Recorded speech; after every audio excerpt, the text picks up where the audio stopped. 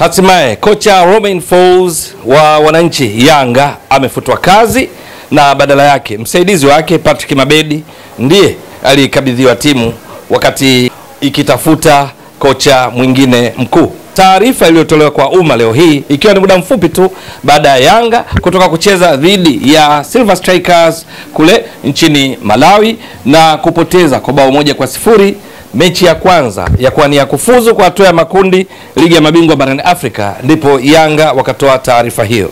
Na hilo linatokana na ukweli kwamba katika mechi ya leo hii Silver Strikers walifunga Yanga kwa bao 1-0 katika mechi ambayo Yanga kwenye dakika karibu zote za mchezo wakionekana kumiliki zaidi mpira, wakifika zaidi kwenye lango la Silver Strikers, lakini wakishindwa kutumia nafasi walizojitengenezea wenyewe, huku Silver Strikers waliokuwa wakicheza kama timu ya pili leo hii wakiacha Yanga ikimiliki zaidi mpira, wao wakishambulia kwa kushtukiza, wakifunga bao zuri lililotokana na kazi nzuri iliyofanywa na mchezaji aliyeng'ara sana katika eneo la kiungo wa Silver Strikers, Uchizi Vunga, na matokeo yake mpira wa mwisho ukawekwa wavuni na mfungaji wa bao hilo ambaye hakuwa mwingine isipokuwa ni Joseph Andulu.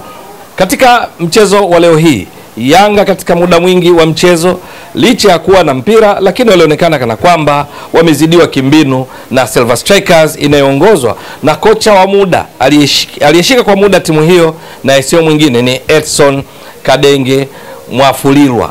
Ni kwa sababu kwenye mchezo huo mara zote ambazo Silver Strikers walipokuwa wakienda kwenye lango la Yanga, japo mara chache walionekana kuwa na hatari zaidi kulinganisha na vile Yanga walivyokuwa. Hata hivyo katika mechi ya leo hii licha ya kwamba timu nzima kwa ujumla ilizidiwa kimbinu na wenyeji Silver Strikers, lakini pia kilichoonekana ni kwa baadhi ya nyota wa Yanga kutoonekana kwa kwenye kiwango cha ubora, jambo ambalo pia limechangia leo hii Yanga kupoteza mchezo huo. Ni katika mchezo ambao Andy Bobo Boeli alikuwa ameanza kama mshambuliaji kinara kabla ya kutolewa na kuja kuingia kwa Prince Pumelo Dube.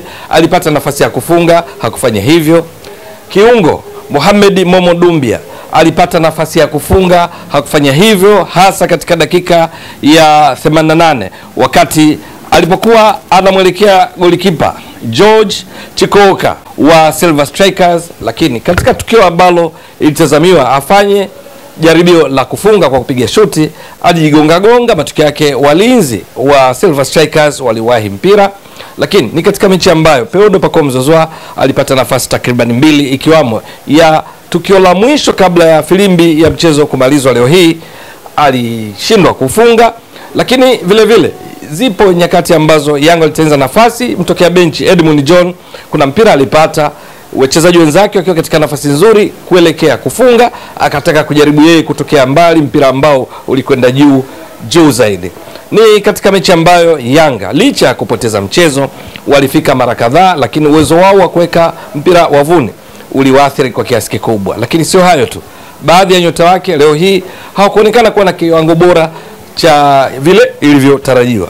Israel Patrick Mwenda katika kipindi cha pili alionekana kucheza chini ya vile alivyozoeleka. Kuna mpira kadhaa alikuwa akipoteza, matokeo yake alitolewa akaingia Edmund John, jambo ambalo liliwalazimu Yanga sasa miongoni mwa viungo wake washambuliaji akiwamo Maxim Pienzengeli alikuwa kwenye kiwango kizuri kujikuta akicheza kama beki mbili badala ya kwenda kufanya jukumu la ubunifu ambalo alikuwa akihitajika sana katika muda ambao tayari walishakuwa nyuma kwa bao 1. Mpaka kufika mwishoni wa mchezo Yanga wakapoteza kwa bao hili, na sasa kazi iliyobaki ni kwenye mechi ya marudiano kwa Mkapa jijini Dar es Salaam, ambapo Yanga kama wanarekebisha makosa walionyesha leo hii katika mechi dhidi ya Silver Strikers, ikiwamo kumdhibiti pasavyo kiungo Uchizi Vunga, kiungo bora ligi kuu ya Malawi msimu 2024, aling'ara sana katika eneo la kati, lakini pia kuboresha namna ya wao kutumia vyema fursa wanazozipata.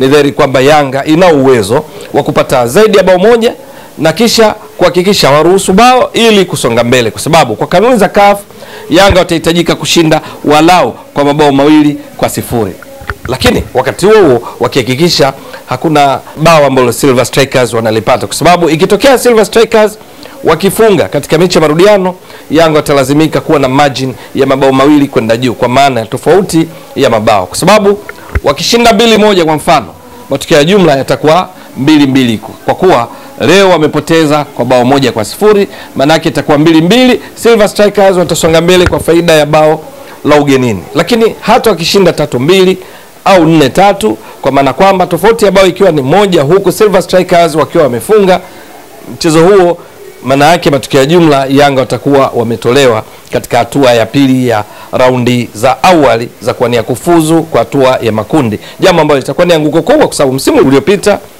2024-2025 Yanga walikwenda mpaka katika hatua ya makundi, lakini msimu nyuma yake 2023-2024 Yanga walikwenda mpaka hatua ya robo finali ligi ya mabingwa barani Afrika, huku wakionyesha kiwango kizuri. Sasa Yanga wakati Romain Folz akiondoka, maana yake Patrick Mabedi au kocha mwingine yoyote atakaye kuja kutoa kijiti, kazi mojawapo katika mechi ya marudiano ni kuhakikisha wanapata ushindi na tena wa tofauti ya zaidi ya bao 1, kwa sababu Yanga ikishinda 1-0 maana yake matokeo ya jumla yatakuwa 1-1, na hivyo italazimika mikwaju ya penalty kutumika ili kumpata mshindi, na siku zote mikwaju ya penalty huwa haina mwenyewe, kila mmoja ana fursa, ni 50-50, jambo ambalo litakuwa ni hatari. Kabla ya mechi hii kuchezwa leo hii, kwenye makaratasi Yanga ilionekana na nafasi kubwa zaidi. Yanga mchezaji mmoja wako juu zaidi kuliko Silver Strikers. Yanga rekodi zake michuano ya CAF kwa hivi karibuni back to back inafika hatua ya makundi, na kuanzia 2022-2023 Yanga wakicheza katika michuano ya kombe la shirikisho CAF walikwenda mpaka fainali, wakalikosa taji kwa sababu tu ya faida bao la ugenini ambalo USM Alger waliwafunga Yanga katika fainali ya kwanza kwa Mkapa jijini Dar es Salaam bao 2-1. Marudiano Yanga walishinda 1-0, matokeo ya jumla 2-2 yakaifanya USM Alger kutoa taji. Lakini 2023-2024 ndipo Yanga wakaenda mpaka robo finali, wakatolewa Mamelodi kwa mbinde kwa mikwaju ya penalty. Msimu uliopita waliingia makundi wakamaliza katika nafasi ya 3 kwenye kundi lao la A. Matarajio ni kuona Yanga ikipiga hatua zaidi katika msimu wa 2025-26, na hasa baada ya kufanya usajili kabambe katika baadhi ya nafasi kwenye kikosi chao. Hata hivyo, kipigo cha leo hii kilikwenda kinyume na kile ambacho Yanga wamekuwa kikifanya katika hatua za awali kwenye michuano ya CAF. Msimu uliopita katika hatua za awali, ili ya awali kabisa na raundi ya pili ya awali kwa nia kufuzu hatua ya makundi, Yanga ilipata ushindi mnono wa mabao 17-0 dhidi ya wapinzani wake Vitalo ya Burundi pamoja na CBE ya Ethiopia. Lakini hata msimu nyuma yake Yanga ilipata ushindi kwenye mechi zote, haikupoteza mchezo. Lakini msimu huu imeanza kwa gia hiyo ya kufungwa katika raundi ya pili baada ya kushinda 5-0 katika mechi ya kwanza dhidi ya Wiliete. Hayo kwa kiasi kikubwa yamechangia maswali kuwa mengi dhidi ya kocha Romain Folz, ambaye tayari maneno yalishaibuka hapo kabla kwamba timu yake kucheza kwake hakuvutii, kumefanya Yanga ionekane ikishuka kiwango kile inachoonyesha uwanjani kulinganisha na kile ambacho walimaliza nacho kwenye msimu uliomalizika 24-25. Lakini kocha Romain Folz alikuwa anashinda. Kabla ya kupoteza mechi ya leo, alikuwa tayari ameshaongoza Yanga katika mechi rasmi 5, kati ya hizi akishinda 4, akitoa sare mechi 1. Lakini kufungwa leo hii maana yake kumemfanya afikishe mechi 6, kati ya hizi akishinda 4, akitoa sare 1, akifungwa 1. Lakini kubwa zaidi ambalo limekuwa likiibua gumzo ni namna Yanga inavyocheza, inaonekana kustruggle, haina ile fear factor dhidi ya wapinzani, na hicho ndicho ambacho kwa kiasi kikubwa kilikuwa kipigiwa kelele, na leo hii uongozi umejibu kile ambacho baadhi ya mashabiki wake walikuwa kipigia kelele, ikiwamo katika mechi waliotoka suluhu dhidi ya Mbeya City pale jijini Mbeya, ambapo baadhi ya mashabiki walifikia kuzomea. Na sasa maamuzi yamefanyika kabla ya kutua Yanga. Rekodi zinaonyesha mechi rasmi alizoongoza huko alikotoka ilikuwa ni mechi 42. Kati ya mechi 42 alikuwa ameshinda mechi 8, akitoa sare mechi 20, halafu akafungwa mechi 14 kati ya 42. Zote hizi alikuwa amefungwa. Lakini Yanga kwa kuvutika pengine na kile ambacho mpango kazi wake kwenye mechi, wakaona wampe nafasi wakiamini watafika mbali. Lakini safari ya hapa mapema kabisa mwanzo wa msimu, ikiwa ni matokeo ya kile ambacho kwa jukwaa hili tuliwahi kushauri kwamba kama ni maamuzi magumu yafanyike mapema, na kama ni kuunga mkono au ungwe mkono, na kila mmoja tambue hilo, kwa sababu wakirudia kile walichokifanya msimu uliopita, kumpa nafasi kocha Sead Ramovic wakati wa hatua ya makundi akiwa hajaiongoza timu katika mechi nyingine kabla kufika hatua ya makundi, lilichangia kwa kiasi kikubwa kuifanya Yanga isifanye vizuri kwenye hatua ya makundi. Na leo hii wamefanya uamuzi mgumu kwa kuona kwamba Romain Folz apate mrithi wake, basi wafanye uamuzi huo mapema kabla hata ya mechi ya pili ya kuelekea hatua ya makundi, ili tu huyo watakayempatia nafasi basi apate muda wakifanya Yanga iwe shindani kwenye hatua ya makundi ambako wapinzani hucheza kimbinu sana. Je, itakuwa vipi msimu huu? Yanga wataishia hatua ipi? Watafika hatua ya makundi na kusonga mbele mpaka robo finali, nusu finali, finali na kutoa ubingwa? Ama hii mechi ya marudiano dhidi ya Silver Striker watapata matokeo gani ya kuwapa furaha mashabiki wa Yanga na kuwapunguzia machungu waliyopata leo hii baada ya kufungwa dhidi ya Silver Strikers pale nchini Malawi? Ama itakuwa vipi? Je, wachezaji wataimarisha viwango vyao? Maana leo hii miongoni mwa kasoro zilionekana ni kwa baadhi ya wachezaji kuonekana wakicheza chini ya viwango vyao, na hasa katika eneo la mwisho kwenye kufunga.